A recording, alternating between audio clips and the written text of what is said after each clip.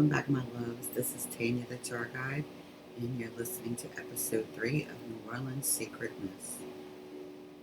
In commemoration of Good Friday coming up soon, I decided that it was now time to cover the Great Fire of 1788, Ashes and Architects. Good Friday, March 21st, 1788. As New Orleans kneels in prayers, candles flicker, church doors stand open, the city is quiet, reverent, still. At 1:30 in the afternoon, that stillness breaks.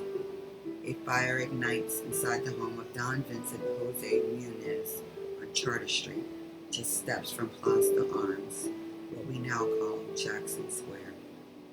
At first, it's only smoke, then flame, then wind. This is not just any day, it is Good Friday, and because of that, the church bells do not ring. No alarm echoes through the streets, no warning spreads across the city. Only those who see the flames understand what is coming. By then, it's already too late.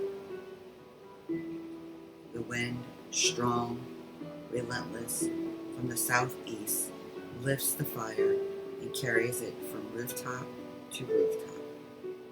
New Orleans, built of wood, becomes fuel. The fire devours the church, the municipal buildings, the barracks, the armory, the jail. Within 5 hours, nearly the entire city is gone.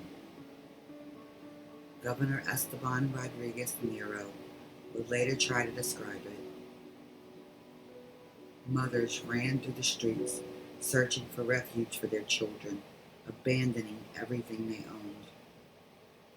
Fathers carried what they could, only to realize there was nowhere left to take it. Families poured into the open streets, stunned, disoriented, undone.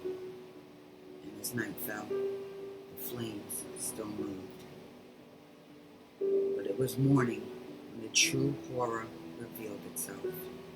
An entire city reduced to ruined. And yet, the fire was selective.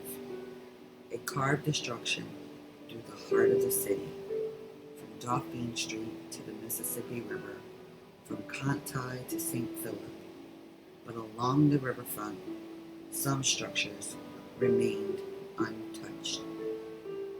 The customs house, the tobacco warehouses, the governor's residence, the royal hospital, and the Ursuline convent, as if the city had not been erased, but rewritten.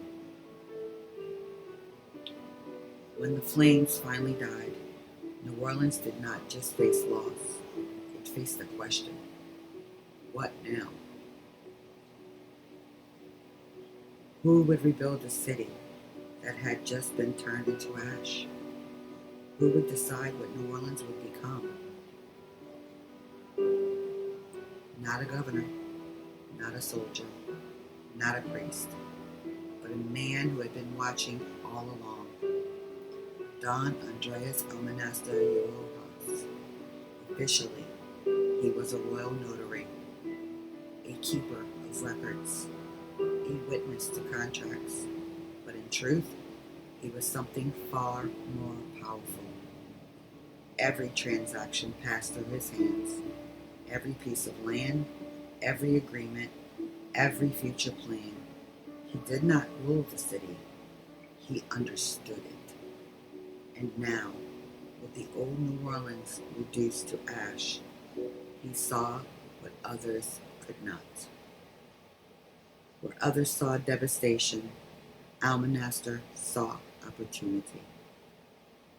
The fragile wooden city had failed, so he imagined something stronger, something permanent, something that would not burn so easily again. Brick replaced wood. Thick walls rose where thin ones had fallen. Courtyards appeared, hidden, protected, inward facing. Arcades lined the streets, and iron, curved and woven into balconies that would become the signature of the city herself. This was no longer French New Orleans. This was Spanish New Orleans. And at its heart, Almonaster began to shape something enduring. From the ashes of the old Place d'Armes rose the structures that still define the city today.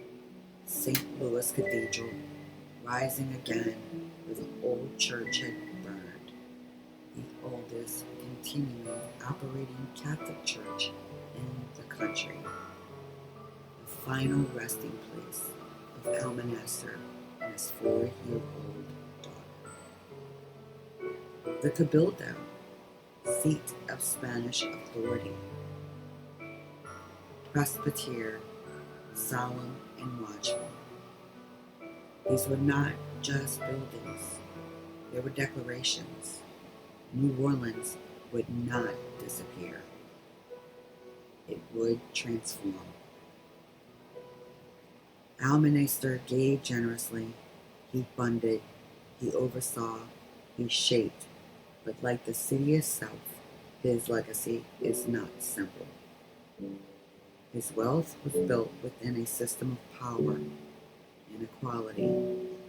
So even as he rebuilt the city, he stood inside the very structures that bound others. A savior to some, a symbol of power to others, a man who did not wear a crown, but helped decide the fate of the city.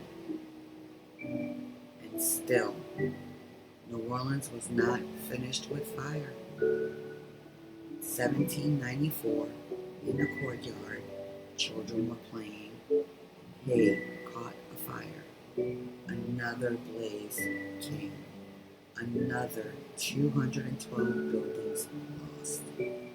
Even the Cabildo, one of Almonaster's great projects, would burn again, as if the city itself resisted permanence.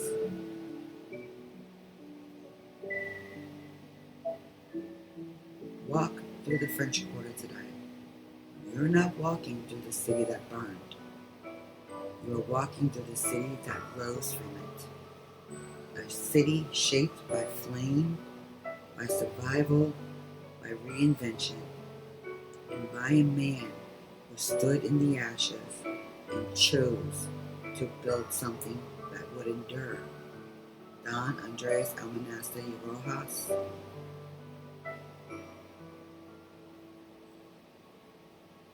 Even destruction leaves behind design in New Orleans. The fire was only one force shaping this city, because in the shadows of rebuilding, other powers, spiritual, political, and unseen, are already rising.